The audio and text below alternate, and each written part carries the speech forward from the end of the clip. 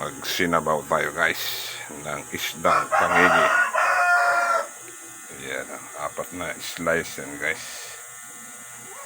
Yan ang ating sahog, malunggay, alugbati, sibuyas, sili, at kamatis, luya, bawang.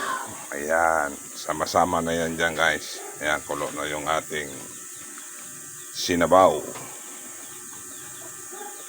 Lagay na natin yung ating isda. And go. Lagay na natin tong ating isda guys. Ayan. Apat na slice yan guys. Isdang pangigi. Ayan. Tingnan mo. Yung ating tinola. Diba? Sarap yan pag naluto. Ilagay ko na yung alugbati at malunggay. Yan ang magdadala ng sarap ng ating tinola guys. Yan o. Ang ating tinolang pangigi. Oh, yummy guys, yummy. Lagyan natin ng siling haba, dalawa. Pero hindi mo pinotol, baka hindi makakain yung aking apo, baka umanghang. Ayan. Saka na natin yan nguyain pag nasa plato na. O diba? Sarap niyan guys. Tikmi.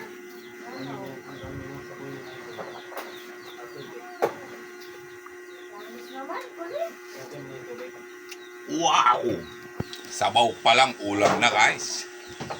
Ayos na, timpla.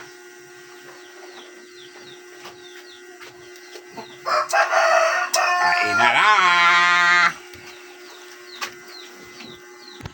Patayin na natin yung apoy guys. Baka ma-overcook ang ating malunggay. Ayan.